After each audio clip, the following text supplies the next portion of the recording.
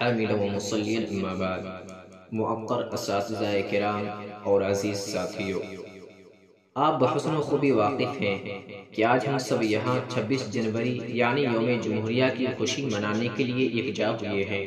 آج ہم 72واں یوم جمہوریہ منا رہے ہیں۔ اب سوال یہ پیدا ہوتا ہے کہ آخر ہم اس دن خوشی کیوں مناتے ہیں؟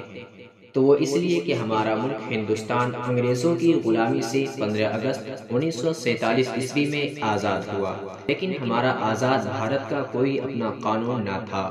اس کمی کو پورا کرنے کے لیے ایک کمیٹی تشکیل پائی۔ ہمارے ملک کا قانون 26 نومبر 1949 عیسوی کو بن کر تیار ہو گیا تھا، مگر اسے 26 جنوری 1950 عیسوی کو پورے ملک میں نافذ کیا گیا۔ تب سے ہر سال یوم جمہوریہ کا جشن بڑے پراتفاق انداز میں ملک بھر میں بڑے جوش و خروش سے منایا جاتا ہے۔ بھارت کا دستور ڈاکٹر بھیم راؤ امبیڈکر نے بڑی انتھک محنت اور دلجمی سے 2 سال 11 مہینے اور 18 دنوں میں مکمل کیا تھا۔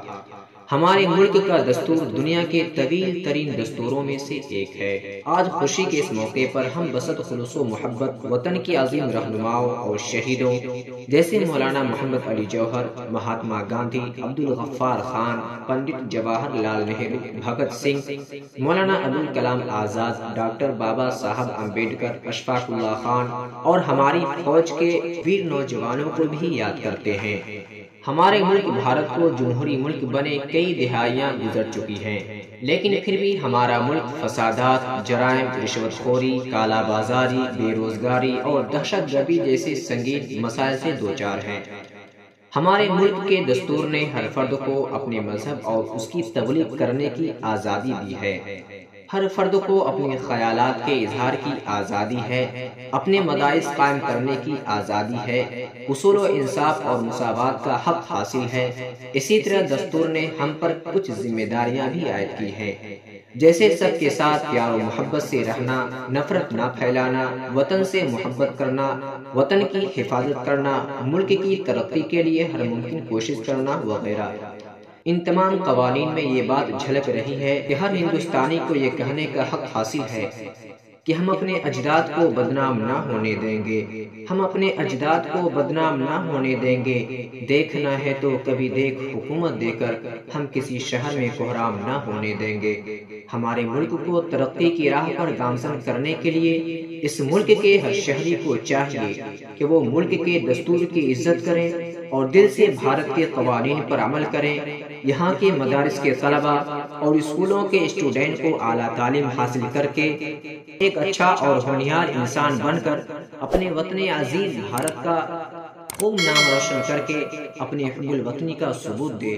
عربی کے ایک محاورہ ہے، حب الوطن من الایمان، اور کسی شاعر نے کیا ہی خوب کہا ہے، وفاداری وطن سے ہو یہی اسلام کہتا ہے، وفاداری وطن سے ہو یہی اسلام کہتا ہے۔ ہم اپنے دل کے ہر گوشے میں ہندوستان رکھتے ہیں۔ میں تمام ہندوستانیوں سے کہہ رہا ہوں، خواہ وہ ہندو ہوں، مسلم ہوں، سکھ ہوں یا عیسائی، سبھی لوگ اس بات پر غور کریں کہ آج بھی ہمارے چند لیڈر کرسی کی لالچ میں ہمیں آپس میں لڑا کر اپنے ناپاک مشن میں کامیاب ہوتے نظر آ رہے ہیں۔ اب ایسے ظالموں کو ہمیں بتانا ہوگا، میں امن پسند ہوں، میرے شہر میں دنگا رہنے دو۔ میں امن پسند ہوں، میرے شہر میں دنگا رہنے دو۔ لال اور ہرے میں مت بانٹو، میرے چھت پہ ترنگا رہنے دو۔ تو آئیے اب ہم اپنے رب سے دعا کرتے ہیں کہ اللہ ہمارے ملک بھارت کو ہر آفات و بلیات سے حفاظت فرمائے اور ہمارے ملک کو ترقیات کی راہ پر گامزن فرمائے، آمین۔ وآخر دعوانا الحمدللہ رب العالمین۔ ایسی ہی ویڈیوز پانے کے لیے ہمارا چینل زندگی بناؤ کو سبسکرائب کریں۔ ایسی ہی ویڈیوز پانے کے لیے ہمارا چینل زندگی بناؤ کو سبسکرائب کریں۔